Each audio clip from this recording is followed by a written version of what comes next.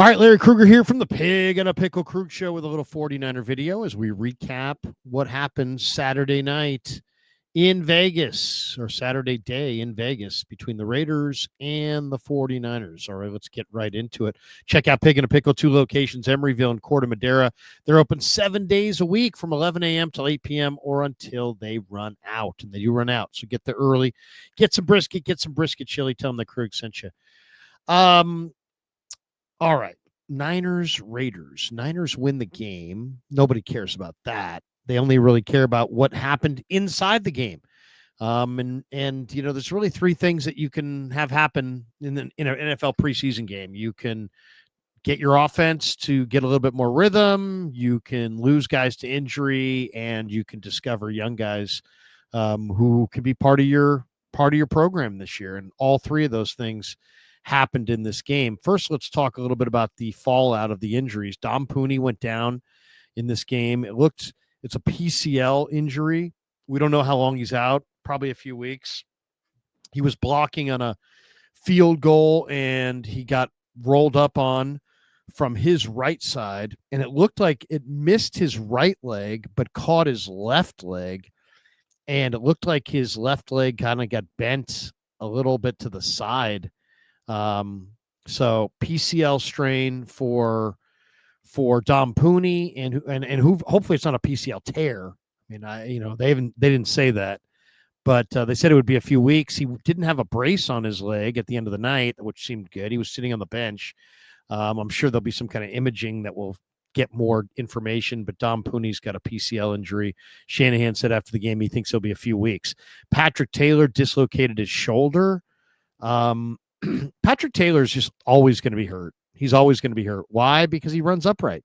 He runs totally upright. He exposes his entire midsection to hits, and he gets smoked. And the Niners offensive line didn't block for crap early in this game, so he did get smoked. And he dislocated the shoulder. Who knows how long he'll be out? Probably a few weeks, or if not more. And then Corey Kiner had maybe one of the highlights of the game. He had a beautiful 19-yard run. But on the run, he suffered a high ankle sprain. So Corey Kiner is probably going to be out at least a month, which goes right into the regular season. So it'll be interesting to see how the cut down shakes out as far as the running back position, because the Niners have so many injured running backs. So those were the 3 injuries. Shanahan talked after the game, some of the interesting things that he said. He talked about Nick Martin. He said, I saw some good things. He said he thought Nick Martin had a real good game. He was asked if Purdy's going to play against the Chargers in preseason game number 3, and he said, hey, we'll see. I would guess that he won't. He was asked about Mac Jones's interception. He said he just got a little greedy, but overall, he said he thought Mac played pretty well. And he was asked about Chase Lucas's interception, and he kept it real short and sweet. He said he definitely showed up. Lucas now showing up for the 2nd week in a row. So somebody asked him about, did you talk to Jake Moody about, the field goal that he missed, or the one that he would have missed if it had been 10 yards longer, or the ones that he did make? And Shanahan's like, I don't talk to kickers much. I thought that was interesting. He goes, I don't talk to kickers much, and I don't like when guys talk to kickers much. But he totally backed Debo for going at his kicker a year ago. So, I don't know if Kyle has a real philosophy on that, or if he's just all over the freaking map. As far as takeaways from this game, I thought the quarterbacks all looked pretty good. Purdy led a good field goal drive to start the game. He was 5 of 7. He looked sharp. He drove the ball down the field. He looked good. Mac Jones had that interception, but he completed 81% of his passes on the day. He hit Hodgins on a 3rd down pass play. It was a real good pass by Jones. I thought maybe the best play was Jones. I forget who it was that he hit, but he stood in. The Raiders had a pretty good stunt going. Kuntz came flying around the edge, and Mac stood in and delivered the ball, stared down the barrel of the gun and took a pretty good hit in the chops from Kuntz. But still, stayed in there against the rush. And he knew he was going to take the hit, and he did. So I love that play. And then I thought Carter Bradley looked good. I thought Niner fans were way too negative on Carter Bradley in that first game. Come on. The guy had been on the team for 8 days. 8 days.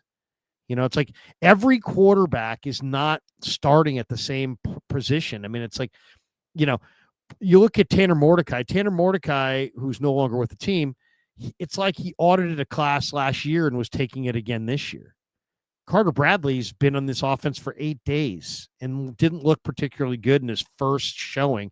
And people are like, the worst quarterback in the history of the Niners, and just absolutely burying Carter Bradley. I thought Carter Bradley looked really good on that final drive. That fourth down completion to Tongas was a frozen rope. And then he hit Robbie Chosen on a corner route in the fourth quarter, showed nice touch. So all the hyper negativity, Carter Bradley's garbage, Carter Bradley, just relax. Everybody just relax. Guy's got a howitzer. He was pretty good at South Alabama. He was pretty good at Toledo. Let him learn the system before you guys bury him and be like, he sucks. He can't play. He's ass. He's this. Come on. He looked pretty good today. He looked pretty good in the final drive. Once again, that fourth down pass play to Tongas. I mean, he put that thing out there, and the corner route to Chosen was a dime. So I thought the quarterbacks looked good. Quarterbacks, all three of them look good. Take away the Mac Jones interception, and it was a near perfect day for the quarterbacks. So the quarterbacks look good. The other main takeaway is that, man, Purdy to Pearsall looks in midseason form. Pearsall caught 3 balls on that opening drive. He looks like he's going to be a guy who catches a high volume of footballs this year. Purdy to Pearsall is going to be a thing, and I've talked about this for a year now, that when Pearsall gets rolling, that I think Purdy to Pearsall could be like Stafford to Puka Nacua, where everybody in the joint knows that Purdy's going to Pearsall. Everybody in the joint knows that Stafford's going to Puka, and yet they can still complete passes to those guys because Brock and Pearsall are on the same page, because Stafford and Puka are on the same page, because the level of precision between the route running of the receiver and the accuracy of the quarterback makes it very difficult on the defense. So that was great to see. Purdy to Pearsall is going to be a prolific thing going forward. I liked what I saw today out of Bryce Huff. Bryce Huff was playing some on first down, which I didn't want to see, but he looked good off the edge. He made some plays against the run. Bryce Huff is going to be a force. Tatum Bethune, once again, second week in a row, had the monster hit of the game. This one was on Ashton Genty. Bethune is just a thumper, man. He will blow you up. And he had a big hit on Genty. Such a big hit that I thought he hurt himself on the play, but Bethune came back. He's looks good. He really looks good. Tatum Bethune looks like he's going to take a major step forward in his second year in the NFL. Marquise Siegel, again, second week in a row, Siegel showed up big. He had that huge third down tackle on Raheem Mostert in the first quarter that forced Las Vegas to try a field goal, and they did. So I thought that was a tremendous play. Sometimes you need a play on a key third down to get your defense off the field or make your opponent settle for 3 instead of going for 7. That's how you win in the NFL. And Siegel, 2 weeks in a row now, has really shown up. Probably the best run of the day was Corey Kiner's 19-yard run, where he did get the high ankle sprain on that run. But Kiner is an explosive runner, man. And there's just nothing not to like about Corey Kiner. He's going to make the roster. He's going to be a really good NFL player. He's an efficient back, but he also has explosive capabilities. He does everything well. He's got tremendous heart, catches the ball, he blocks, he can run between the tackles, he can get to the edge. He's not a burner per se, but he's plenty fast enough to have success in the NFL. Corey Kiner looks really, really good. Nick Martin had his bounce back game. And I talked about this on KMBR with JD and Copeland in the pregame. They said, who do you think is going to have a big game? I said, Nick Martin. Nick Martin hadn't played football in a year and a half before that Denver game. And he came out, he was flying around sideline to sideline, but he was overrunning plays. And, he just was a lot of energy and just wasn't getting the right run fits, wasn't making the right plays. But what this kid has, you can't teach. He's got sideline to sideline range. He loves to run. He loves to hit. He loves to hunt quarterbacks. He had 6 tackles. He had a sack. He had 2 TFLs. He had a pass broken up. Nick Martin was everywhere. 3 or 4 solo tackles to go with it. I think actually it was 6 tackles and 5 solos, something like that. He was everywhere, man. He was flying. I love Nick Martin, man. This guy is a sideline to sideline player. He plays hard. He plays fast. He lets it go. He attacks downhill. He sees it. He keys. He diagnoses, and it's all gas, no brakes. And you can see why Robert Saleh loves this cat, because he's exactly, what Robert loves. Robert wants you to play fast. He wants you to play physical. What really stood out, though, is that Martin, who had good sack production at Oak State, looks like a guy who's going to give the Niners good sack production. He's so fast in a short area that he can delay blitz like a Bobby Wagner, or the way Seattle uses Wagner on these delayed blitzes, and he gets home. Well, guess what? Nick Martin's going to get home on the quarterback because he's explosive. 5 or 6, steps, and he's just like full tilt rolling. So I love what I've seen from Nick Martin, and he was terrific in this game, and I think he's going to have a nice NFL career. There's a lot of competition for some of these roster spots. One of them is the third tight end spot. We know Kittle's the one. We know, Luke Farrell has been signed as the tight end 2.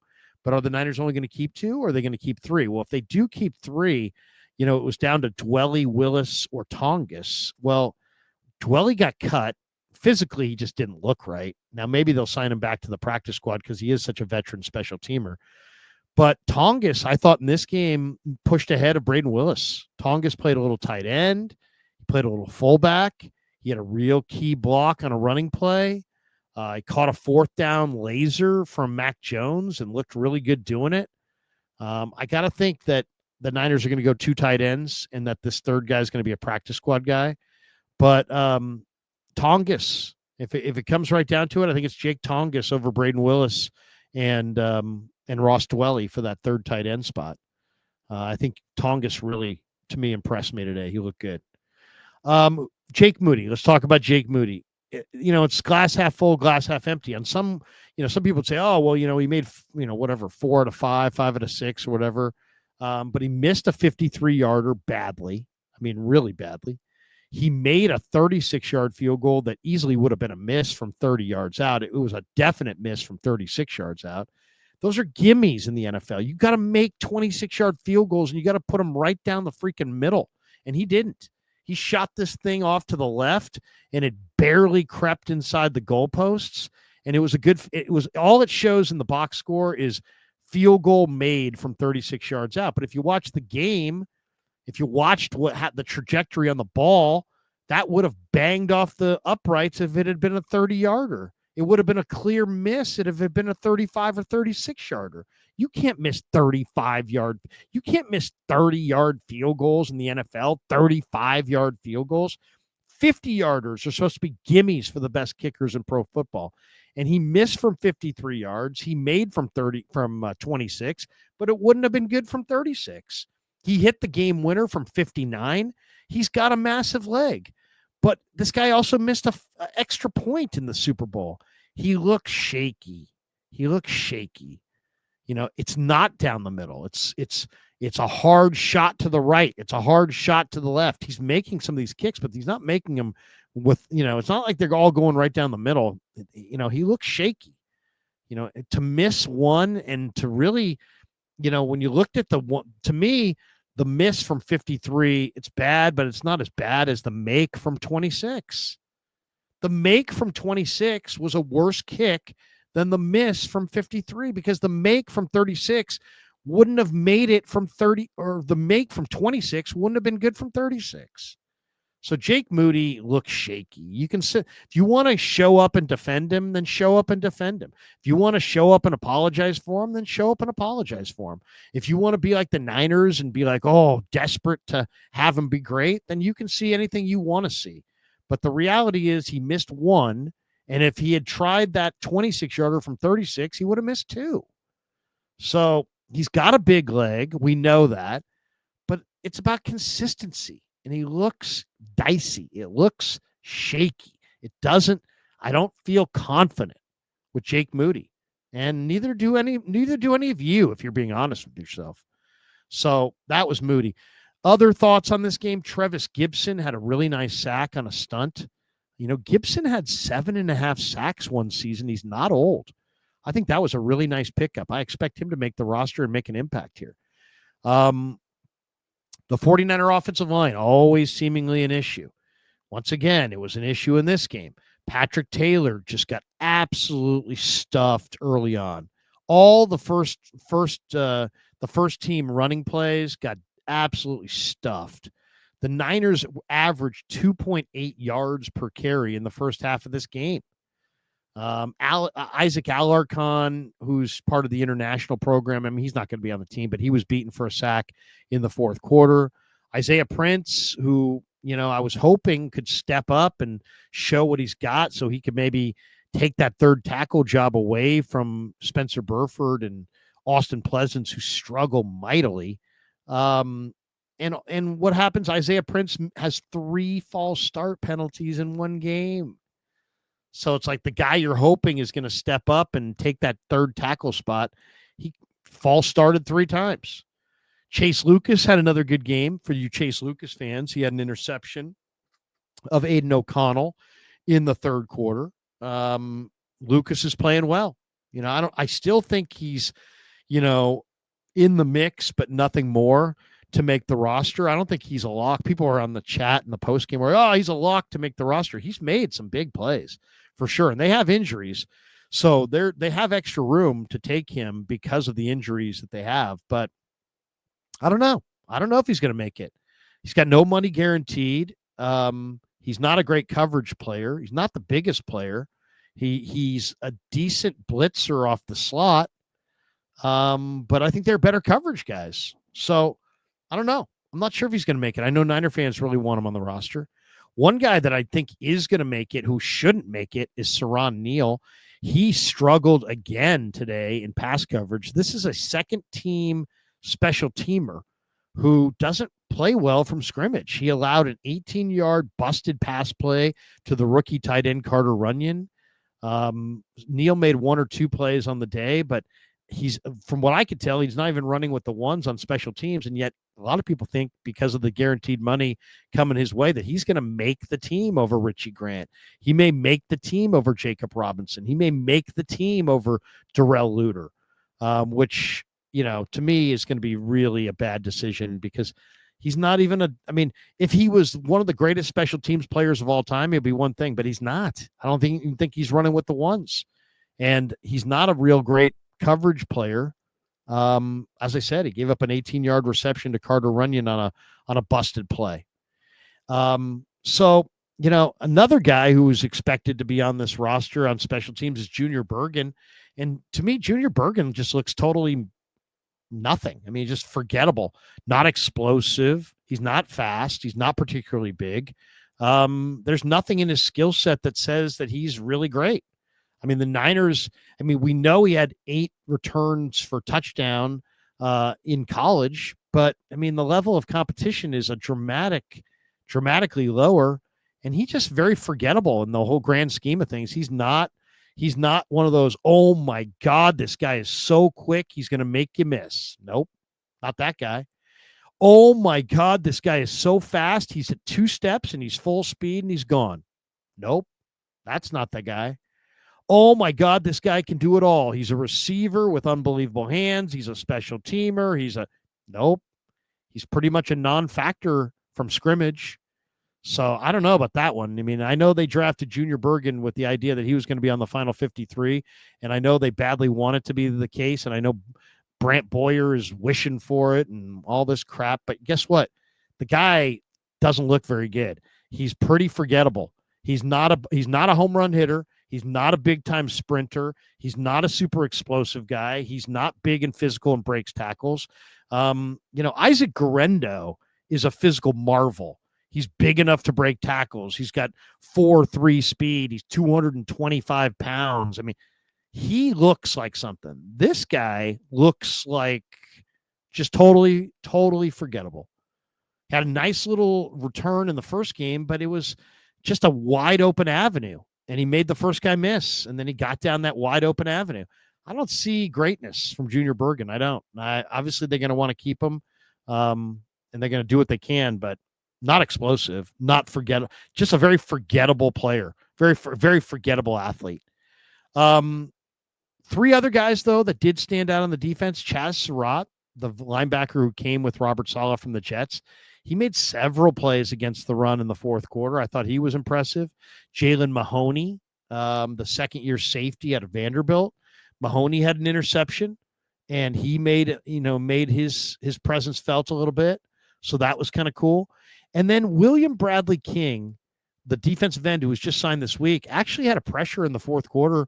And he almost got home on the quarterback. And I kind of think William Bradley King, who doesn't look special in any ways as a rusher, as an athlete, but he's got a little bit of a knack as a pass rusher.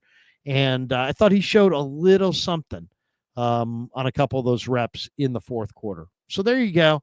There's the breakdown. I would say, the real stuff that stood out, obviously, Moody was the guy that people will talk the most about because he, looked shaky, missed a field goal, made a field goal from 26 that wouldn't have been good from 36, hit the game winner from 59. So there'll be a lot of talk about Moody, but I thought he looked shaky. On a positive note, I think Trevis Gibson looks like a keeper.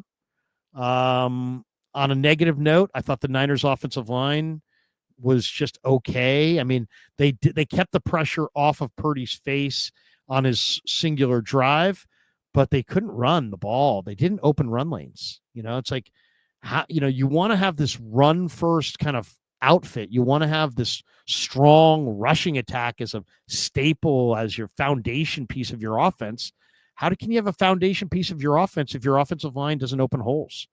2.8 yards per carry is all the Niners ran for in the first half. And then Isaiah Prince, if he's the answer at tackle, it didn't look like it in this game. He had 3 false starts. He was kind of embarrassing from that standpoint. 3 false starts in one game is way too many.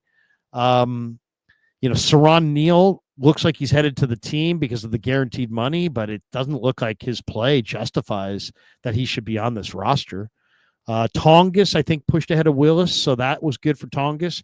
Nick Martin and Corey Kiner both really shined.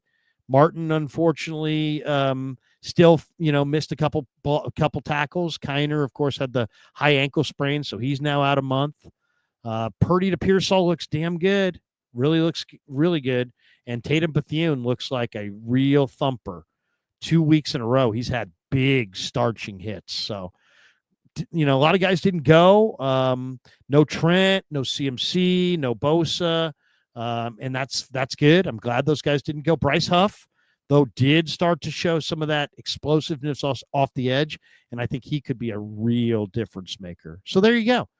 The good, the bad, and the ugly from NFL preseason game number 2. Niners get the win on the Jake Moody 59-yarder. Thanks to Pig and a Pickle for being the title sponsor of the Krug Show. Check them out. They're in Emeryville. They're in Corte Madera. They're open 7 days a week from 11 a.m. till 8 p.m. or until they run out. Thanks to Sharp Corners and Claw Daddy Arcades for sponsoring this video as well. The links are in the description for all of our sponsors. Thanks to all of you guys for supporting the Krug Show on YouTube.